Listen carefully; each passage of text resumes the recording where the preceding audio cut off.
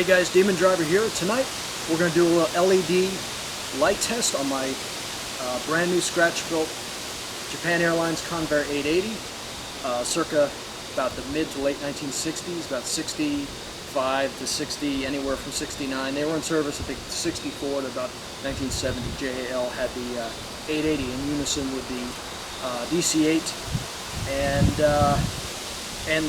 727-100. And then later the 200. So we're going to do we're going to have a look at the LED lights on here. Just please note that the outer lights, red and green lights, and forward high beams on the wingtips are just temporarily mounted right now. They're not fully mounted yet. I have to kind of dig out their little wells and put them in there.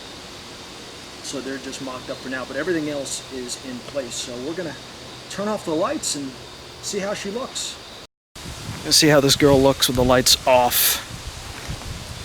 Look at those outer lights, isn't that cool? There we go. Ooh! They're freaking awesome. Oh, dude.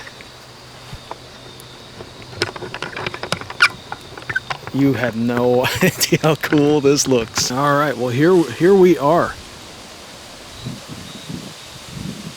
Look at that, man. Those are all of the actual scale lights that the Convair 880 had. 2 fuselage lights, actually 3.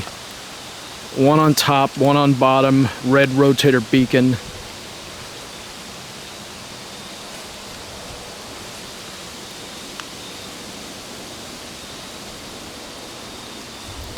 We have an inboard and an outboard high beam. We have a nose gear light down below, nose gear light, wing root, high beams. We have the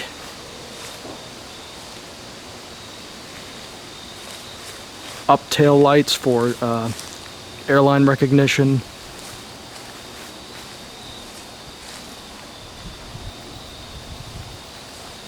Then we have, oh, look at that shot. Oh yeah, that is so cool. And then there's a tail light. There's a little, actually on the Convair 880 and 990, there was a little light right in the tail, just like that. And you know what's ironic?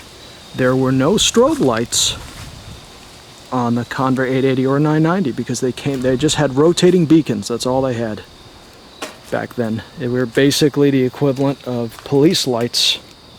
Yeah, man, that is slick.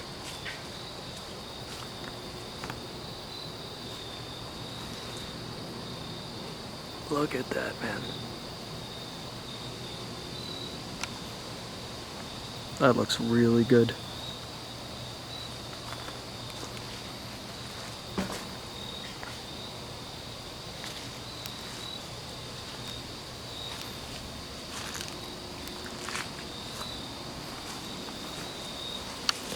And see, in the 1950s and 60s, all that was, this was a rotating beacon, and there was a reflector.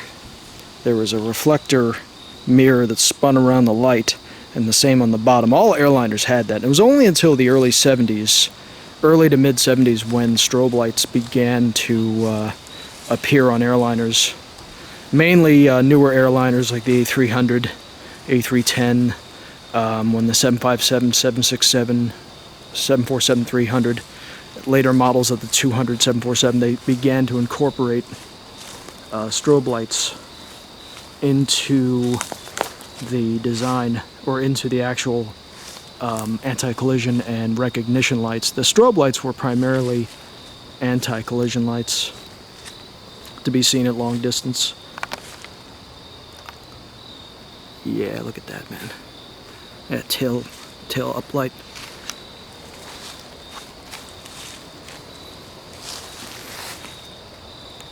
Wow. That really looks awesome. This is the most scale LED light set I've yet put on an airliner, by far.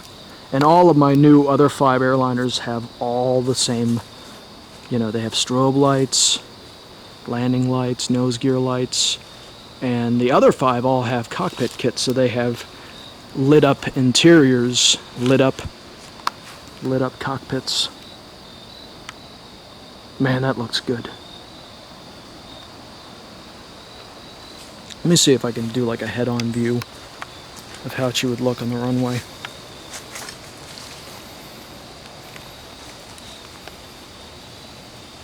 See, you can't see the wing root lights as good. Well, there you go. There you go. Oh man, that is so cool. Oh, that's perfect right there.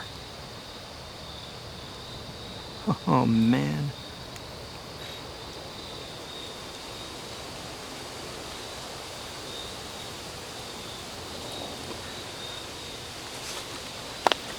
This has been a labor of love. This girl is almost finished. There's just some work in the engine nacelles and engine cowls. She has to be balanced on her CG. Her gear doors have to be hooked up to their respective servos.